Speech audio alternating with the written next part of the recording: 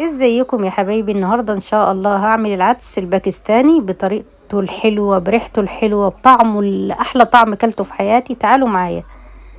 معايا بصلتين كبار، ومعايا 3 حبات من القوطه، ومعايا العدس كوبايه ونص من العدس انا غسلته ونقعته ربع ساعه، ودي ربع كوبايه من الكزبره الخضراء، ودي معلقه صغيره من الكزبره، ونص معلقه من الكركم.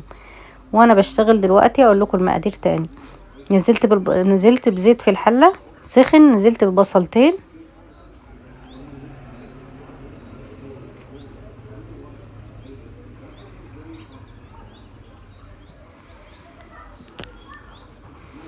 هسيبهم يتحمروا شوية يعني لون الذهبي كده.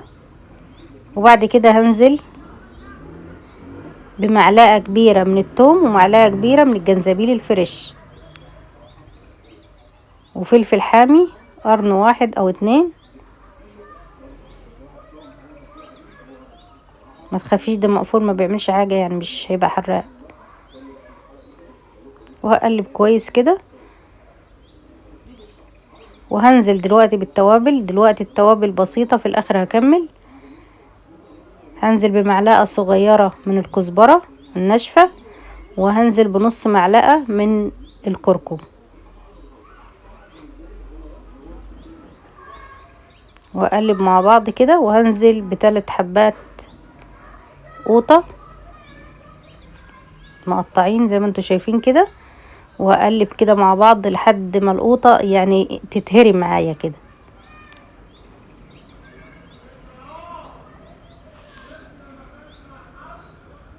وبعد كده هنزل بالعدس بتاعي، كوباية ونص من العدس انا غسلته كويس ونقعته ربع ساعة. هنزل بيه دلوقتي. طبعا الكمية اللي انت عايزاها اعمليها.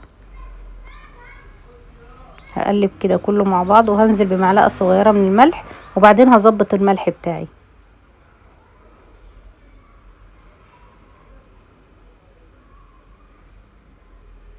معلقة صغيرة من الملح. هقلب كله. وبعد كده هغطي العدس بمية سخنة، وهسيبه على نار متوسطة لحد ما العدس يتهري خالص معايا.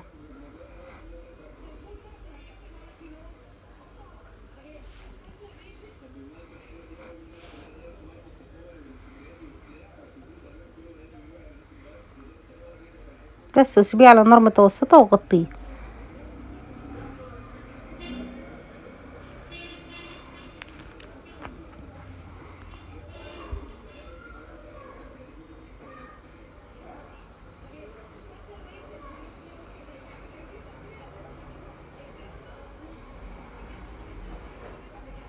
خلاص بعد ما العدس خلاص زي ما انتوا شايفين كده قل خالص واستوى معايا.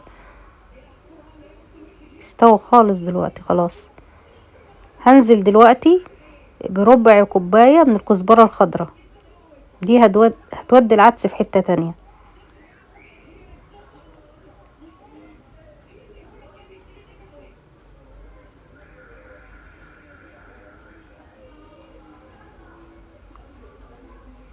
هديهم غلوة كده مع بعض لحد ما اعمل الطشة.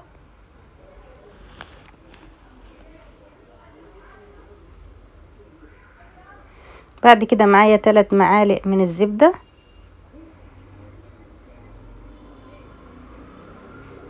وهنزل بمعلقة صغيرة من الكمون الحب.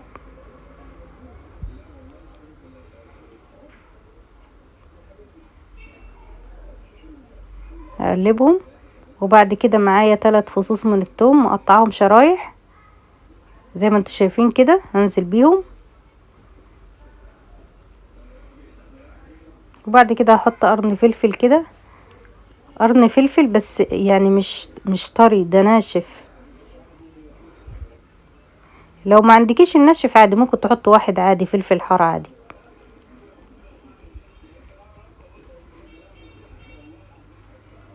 بعد كده معايا شطة. ما تخافوش مش بيبقى حراق أوي ولا حاجة. ممكن ما لو مش عايزة تحطي شطة حطي بابريكا.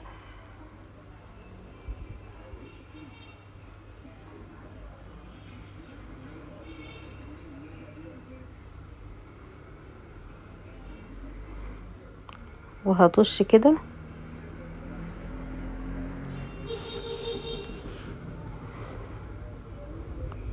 انتوا مش شامين الريحة معايا؟ ريحة فظيعة، طعم فظيع، وهتجربوا وهتشوفوا.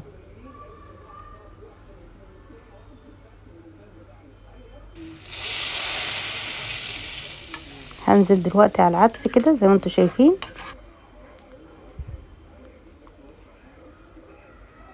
شايفين الجمال والحلاوة.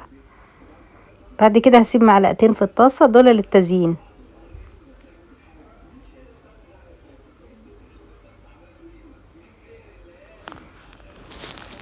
يا جماعة بجد احلى عدس كلته في حياتي. وادي الطبق بعد ما خلص خلاص، وبالهنا والشفا.